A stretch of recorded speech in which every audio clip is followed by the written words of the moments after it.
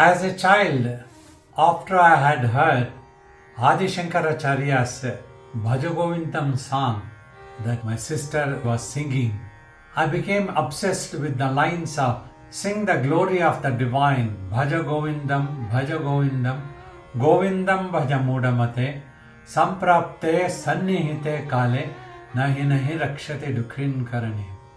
It was very mesmerizing for me because little bit I could know the meaning. When death happens to the physical body, none of your world's power, wealth, any knowledge, anything can come to your rescue. That's why I sing the glory of the divine.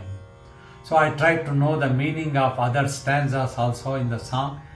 He has given beautiful philosophy in a short form about the essence of a guru also, and the one who can be totally devoted to the lotus feet of Guru and listens to the teachings of the Master, adopting them. The one who does sadhana can achieve the Jivan Mukti, liberated while alive in the body, and eventually when the body is dropped would achieve Videha Mukti, the liberation, total liberation, and merging with the ultimate truth can happen. So these things had mesmerizing effect. I started praying, "Oh Lord, please bless me to have such a guru like Adi Shankaracharya, who would have liberated himself and who can lead me towards liberation." Some very strange thoughts used to appear in my mind as a child. The appearance of the world used to make me restless. Some funny thoughts used to come. If there is some button which if I press, the entire universe just switches off. So that thought itself gave me enormous peace. So thus I always prayed to God and contemplated, if I am that Atman, why is that I am not aware? What has prevented me? And if there is happiness, it must be there all the 12 months and 24 hours. Why is there fluctuation? Sometimes unknown fear, sometimes happiness. Finally, I was in the college in the city of Mysore. In front of our house, there was a Lord Hanuman temple, an old temple, but nobody would be there early morning hours. And all the deities there, Ganesha, Swami Kartikeya, Shri Rama, Navagraha, and Lord Hanuman, they were my best friends. Early morning I used to go every day, keep talking to them, praying to them for blessings to have such a guru. And then would sit under the tree in that compound of the temple and contemplate about the Atman, all these things. One of the days in 1971, I remember, it was first week of February. When I was contemplating, I suddenly heard a voice whispering in my ears. I heard it clearly. "Shiva Balayogi is your guru. You will get everything from him." And it stopped. When I opened the eyes and looked around, there was nobody to be seen. I wondered who this wonder man could be. And then I went around different temples of the town for the next 2-3 days, thinking if the person who whispered that into my ears about Shiva Balayogi would recognize me and would tell me about more details about where is Shiva Balayogi. Imagine the fun. Shiva Balayogi had an ashram in Bangalore, which was about 3 hours journey from Mysore, and where I was born was about 70 kilometers from Bangalore in Kolar town. But I had never heard of Shiva Balayogi, never had a chance to meet him till the age of 16 years old.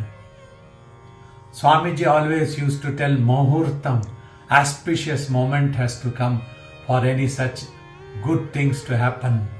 So that moment had come probably in my life. Third day probably when I was walking in the market, suddenly I heard that whisper in the ear, somebody telling me, "You go to Raghavendra Swami's temple, you will know about your Guru everything." Saint Raghavendra was very well known who lived about 350 years ago. is very famous in southern part of India, all over India and different parts of the world also. Devotees worship him. It is said that he went into Samadhi while alive and a Vrindavanam has been built. The place is known as Mantralaya in northern part of Karnataka.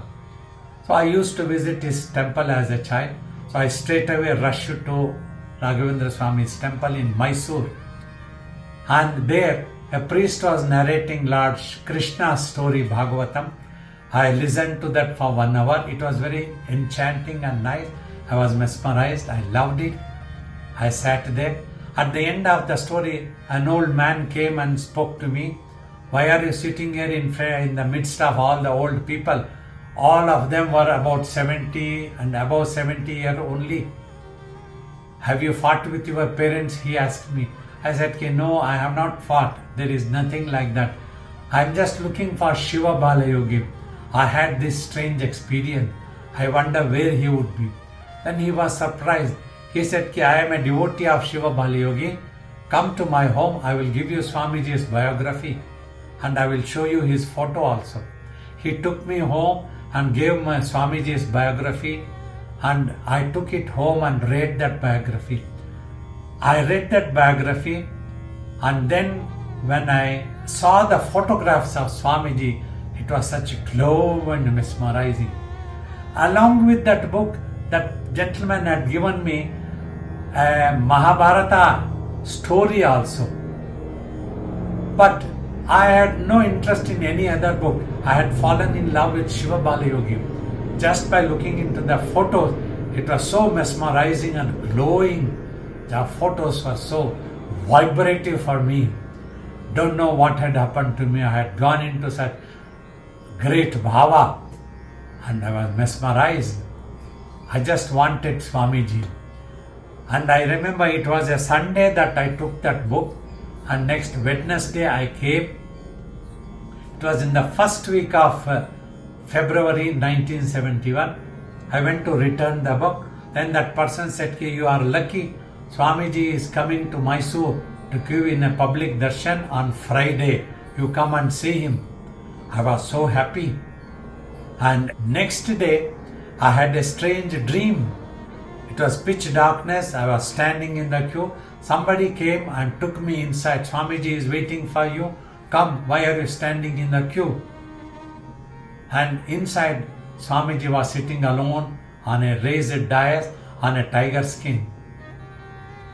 Probably because of my lot of reading of Adi Shankara's teachings, to which I was attracted. Apart from that, other saints I was attracted was Ramakrishna Paramahamsa and Ramana Maharshi.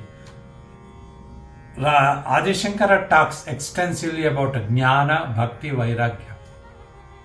Probably because of that, in the dream also, spontaneously it came to me when Swamiji asked, what do you want?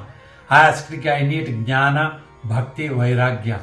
Knowledge of the truth, devotion to the ultimate truth, and detachment from the unreal, impermanent.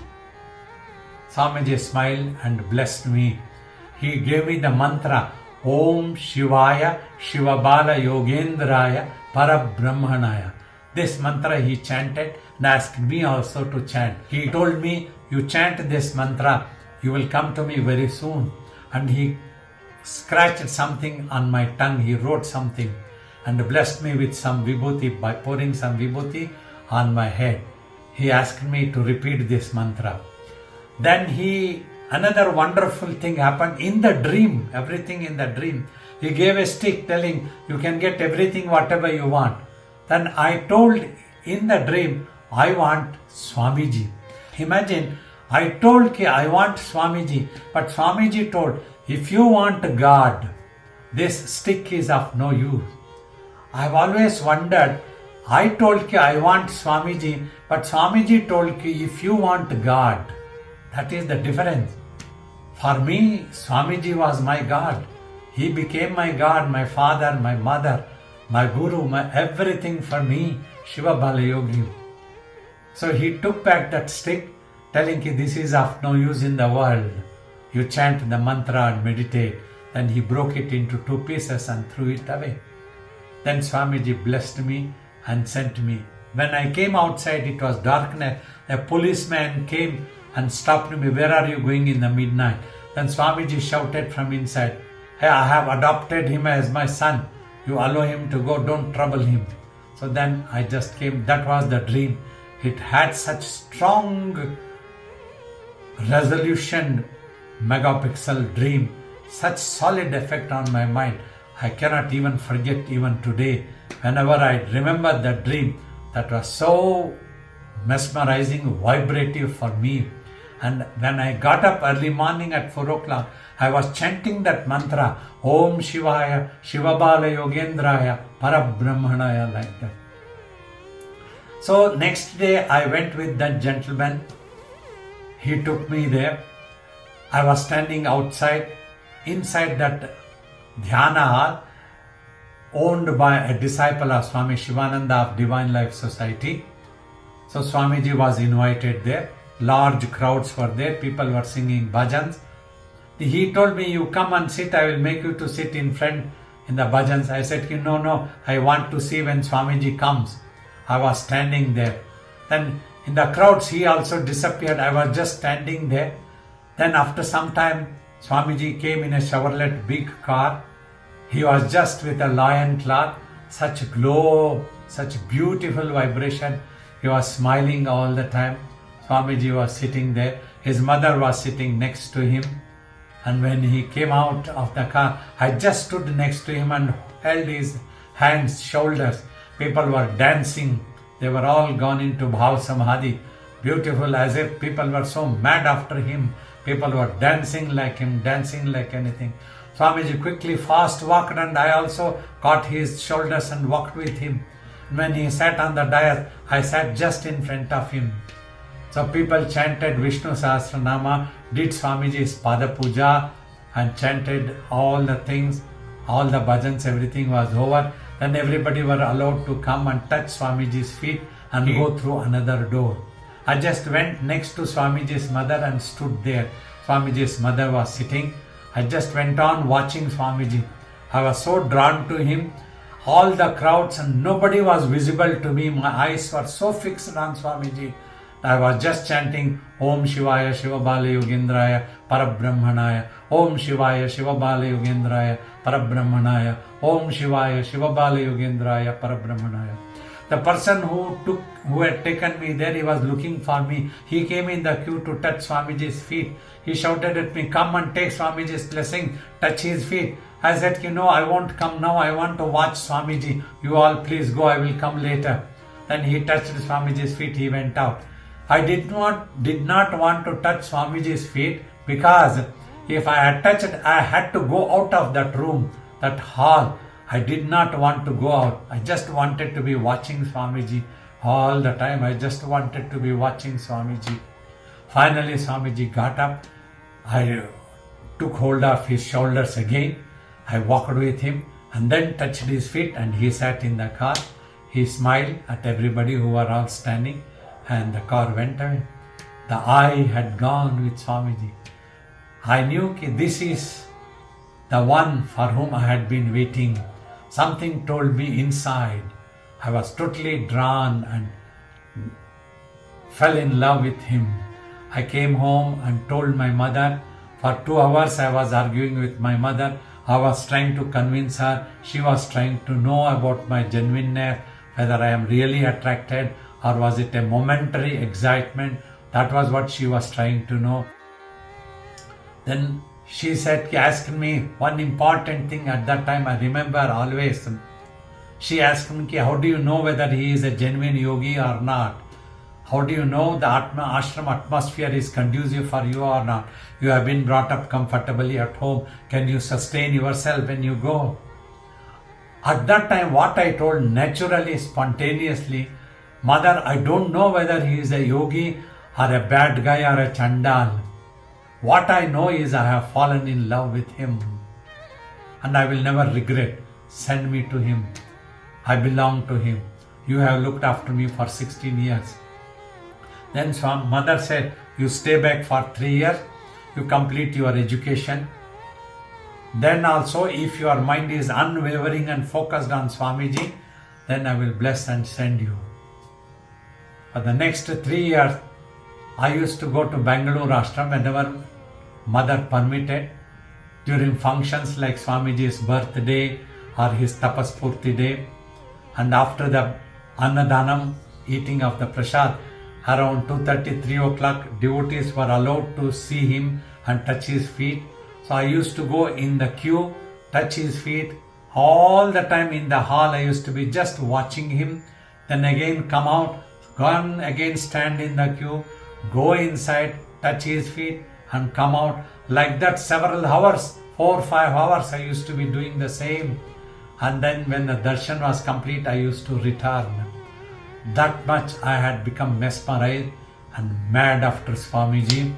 And finally in 1974, my brother was posted near Banaras, Kashi.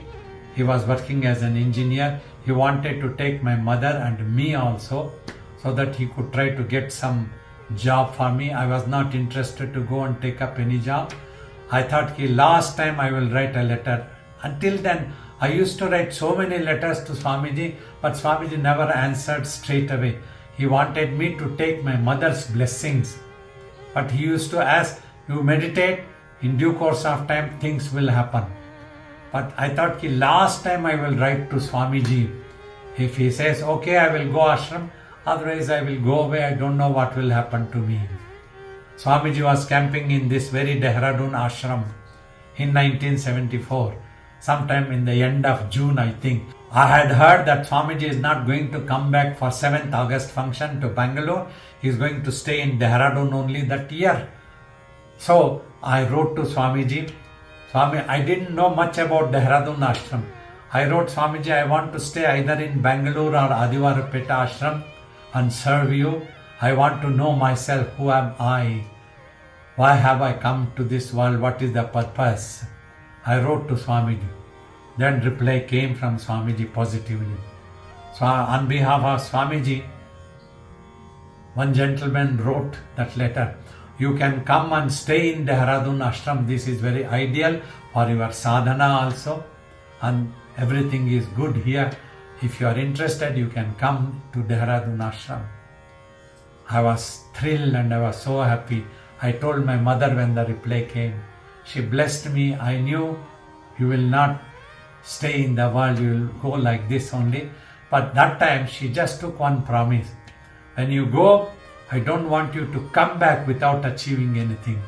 You must not give up the path and the lotus feet of the Master. Till the last breath, you be with your Master. If you run away, I would not be able to show my face to relatives. I am sending you on my own will, on my good wishes. You do this one to me. I agreed. I told, until Swamiji himself will not kick me out, I will not leave Swamiji. I will stay with Swamiji always. Soon in November this year, it is going to be 50 years. After 1974, this is 2024. Don't know how these 50 years have passed by. Amazing. For 20 years I had the chance to be with Swamiji, serving him. He taught me in every way. He taught me Karma Yoga, Bhakti Yoga, Dhyana Yoga, all. He gave the secrets of the Dhyana Yoga meditation, how to silence the mind. In Karma Yoga also he said, if you can keep quiet and accept the things as it happens, you put an effort in any way, for anything, no problem. And never question when the Master has ordered you that you have to do this thing. Okay, why I should be doing this? Why not something else? Why I will not be able to do meditation? Never question, accept it. Then your mind will go into yoga, he had said. When you are devoted, your mind has to be on your deity. If you have faith in the name of Guru, he said, the Guru will have to bless you. Another amazing thing happened. When I came to ashram, I had heard that Swamiji's one of the devotees has sat for tapas. So a desire started occurring within me also. Okay, I also want to do tapas and then serve Swamiji. Then in 1978, 4 years after I came to ashram, I was in Bangalore on my birthday. One young girl had brought a chocolate for me. Next day, early morning, I was taking milk to Swamiji. I took the chocolate and the milk to Swamiji, told him that this chocolate was given to me by an young girl who has adopted me as an elder brother. And Swamiji bit it half and gave the other half to me. Then Swamiji said, I gave a piece of vibhuti to Swamiji to bless. Swamiji asked me, why do you need this vibhuti? I said, I want to do tapas. Swamiji made fun. Do you think this vibhuti can make you to sit for tapas?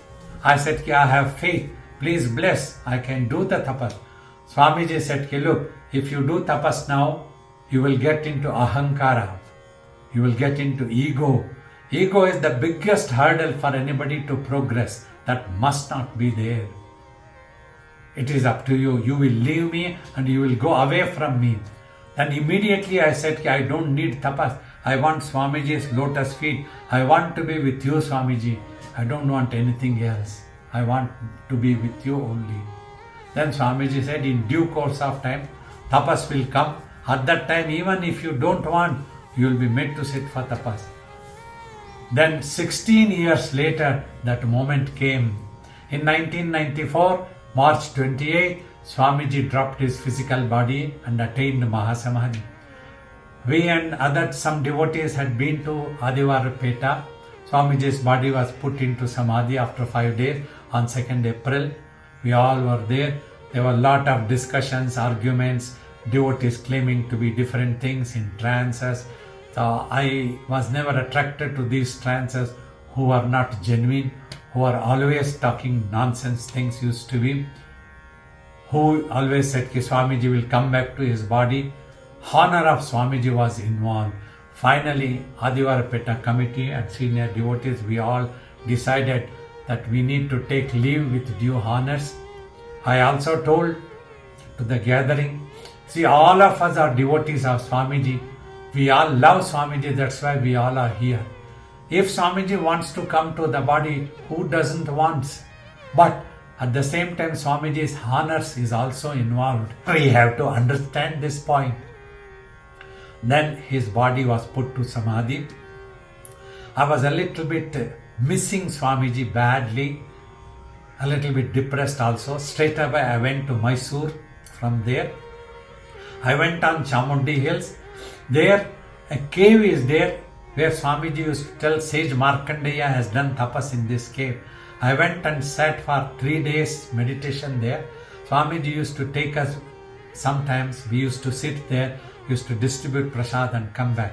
So I went and sat in meditation, quietly absorbed, remembering Swamiji.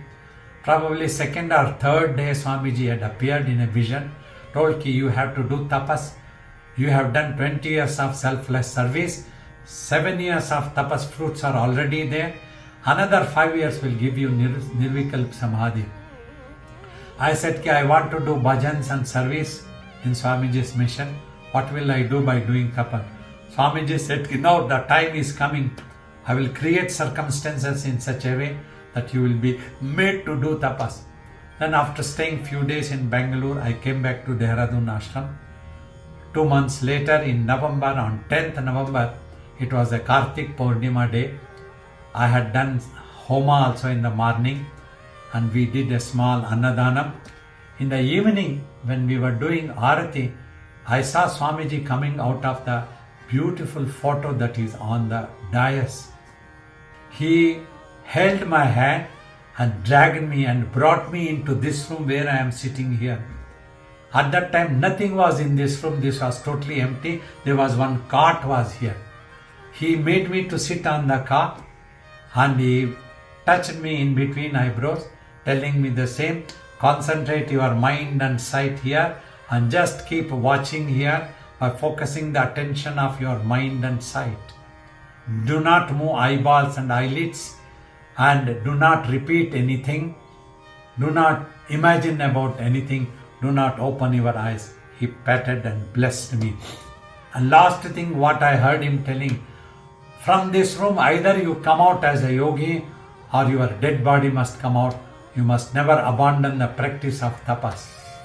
That was what I heard. So for the next 5 years, I did tapas in this place here, in all the 4 directions as directed by Swamiji. and the Devatas used to appear and used to give me mantra. Then Swamiji used to appear and ask me to repeat the mantra. Then he used to tell this Dik Siddhi, the achievement of the Siddhi of this direction is over. Now you turn the next direction. He made me to sit all the 4 directions. Thus for 5 years I did. All the experiences of the 5 years I have narrated in His Master's grace. And on the Kartik Purnima, 23rd November in 1999, I came out of Samadhi. I came out of the Tapas. Before that, Swamiji had appeared and Ardhanarishwara had appeared and blessed me to carry on the Dhyana Yoga of Swamiji's path, initiate people into Dhyana Yoga. All the destined people who are to receive your blessing, they will be brought to you. That's how Swamiji told me. Swamiji told, Ardhanarishwara is me and me is the Ardhanarishwara. So he blessed and merged with me. He said, this is Sakshatkara. When the I would have gone, there is no more I.